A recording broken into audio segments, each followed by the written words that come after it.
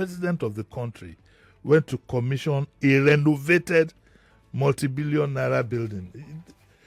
Let's take these things one by one. This building had been built, I think, in the days of Babangida, so it was not a renovation.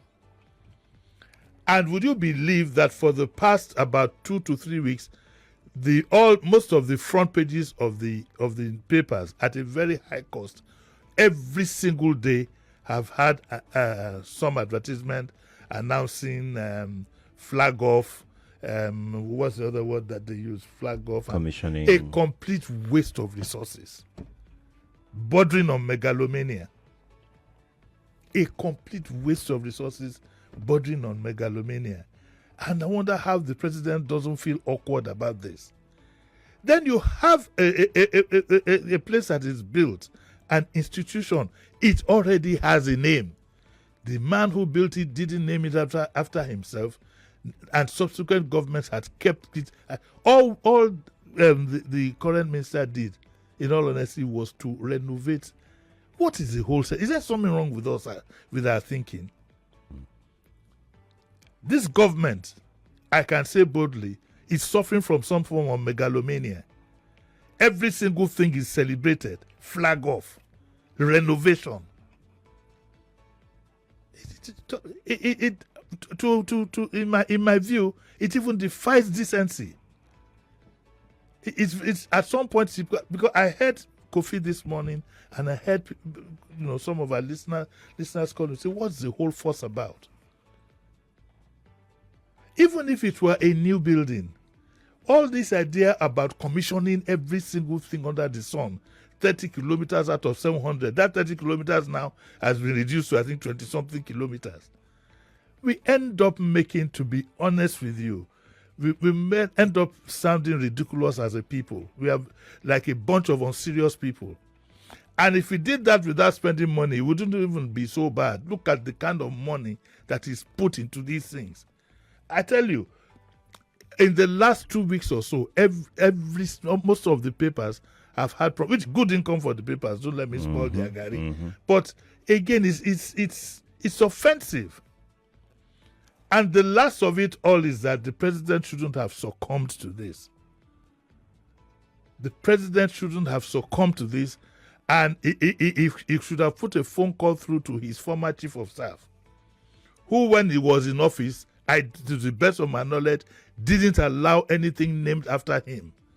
Because when you allow these things, what exactly do you think is the message you are sending? Nothing. In case you don't know, you're sending a message of megalomania. I was close to a governor in the Southwest, and I know what happened when he was governor. How many of those things are in existence now with his name?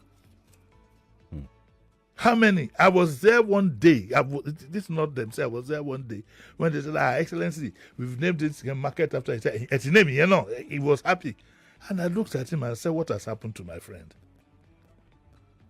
These are the things that psychophants do when you are in power. If you don't control yourself, they will turn you into a megalomaniac. These things, let me tell the president, mostly would count against him. It will count. You don't name things after yourself. You don't let it happen when you are the man in charge. And it's not as if this is no proof that all people who name all these things after you, it's no proof that they love you. It just, if we are wise enough, it's a curry favoring exercise, just to curry your favor. What can I name after? I want to name this microphone after you. No, there's no need. We will call it a quadri mic. There's no need. I will invent my own mic. I will invent my own microphone. Sheriff, don't you think this thing is becoming completely ridiculous? I think it has. It has gotten to a point. Very offensive. Yeah, it has gotten to a point where people just casually rename. I mean, most of these things are public property, and there's got to be some level of consideration for the people's sensitivity. Yes. When you name public property after somebody, it doesn't matter whether the president is serving or not serving. You've got to have solid enough, good enough reasons to be able to name public property after somebody. More so rename. Exactly. If it's even worse that you're renaming. And the president also has to be careful. He has committed some quote and unquote offenses that people have overlooked. Waking up one morning and changing the national anthem. Nobody challenged his powers to do so. We have to be very careful. Those of us who are students of history, we've seen things like that happen in the past. And so there are some of these signals, we are watching them, where at official functions, rather than sing even this new anthem or whatever it is, you are singing songs like on his mandate we shall stand. These are reflections of something very unpleasant that I don't want to talk about this morning. So we need to be on our guard. Naming and renaming of roads, buildings, and other monuments doesn't make you more popular. Doesn't. I mean, people don't even. There are some new names that people don't even remember. They still refer to those places, the old names, and all the. Do you know? It doesn't make anything. During the days of Gawan, for example, some psychophants named Broad Street, Yakubu Gawan, whatever. Yeah, you see. So remains. You see. The fourth mainland bridge or the third mainland bridge that they call the IBB bridge. Uh-huh.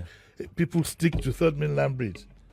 Abacha named. I can't even remember how many of those things Abacha were named after Abacha. Where are they now? Mm-hmm. Because what it does is that it doesn't. Maybe your even your supporters out of Psychophancy will say it's the best thing that happened since powdered milk. But deep within them, they'll be saying, I'm sure they'll be saying that what is all this? You better bring some other things. Let's name so that this man can be happy. It's a symptom of something that is not pleasant in leadership.